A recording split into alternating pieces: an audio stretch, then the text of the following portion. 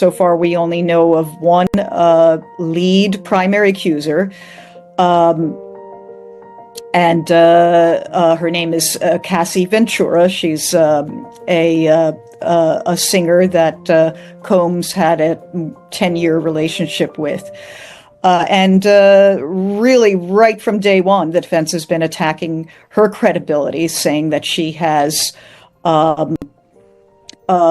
been in a long-term loving relationship that's been strained by what the defense called, quote, mutual infidelity and jealousy, and that the relationship was mutually toxic, and that she sought a $30 million payday from Combs by threatening to expose him through a tell-all book, and also, sued him for a very, very large settlement. Laura, what's different about Sean Diddy Combs' indictment, especially when compared to other high-profile alleged abusers like Harvey Weinstein and Bill Cosby?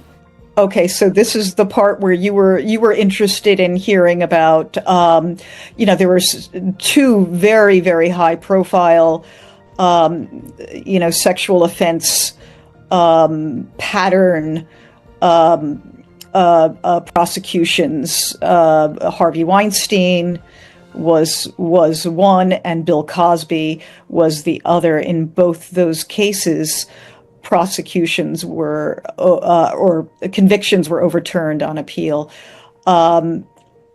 And I can understand you being curious, is this just what happens with high-profile, highly lawyered up cases in New York, where celebrities are accused of, long-standing patterns of horrific sex crimes, that they're just overturned due to good lawyering?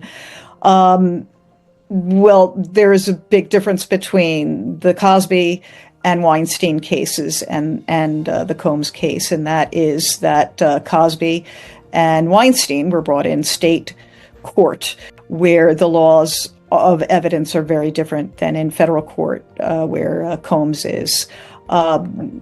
In both the Weinstein and Cosby cases, prosecutors brought on multiple additional accusers as witnesses. And it was on that being improper that both won their appeals. Federal law is much more generous in allowing additional accusers to take the stand and speak to what happened to them, even if they're not necessarily named in the indictment.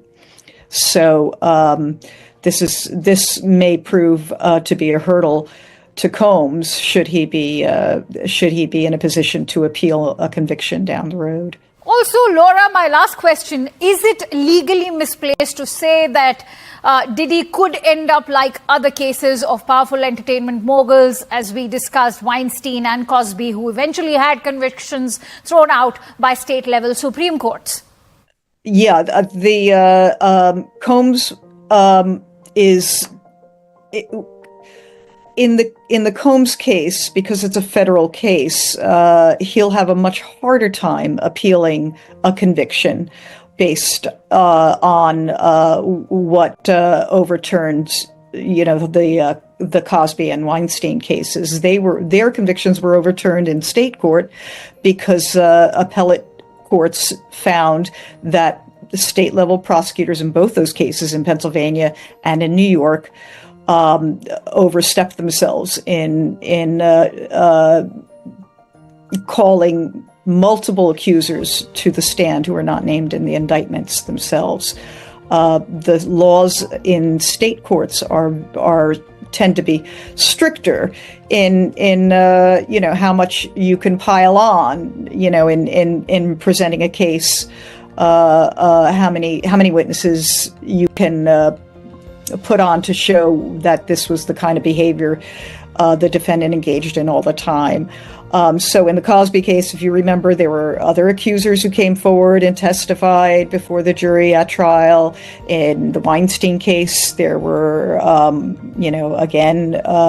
several other accusers not named in the indictment who were able to testify and support the prosecutor's case. This is exactly what a state level appellate court then overturned the convictions based on in both cases. Combs is going to have a much harder time with that sort of appeal because federal law is a lot more open to allowing additional accusers to bolster the prosecution case. The trial judge was, I'm hearing, just too busy to keep the case, given that Mr. Combs is asking for an immediate trial as soon as possible.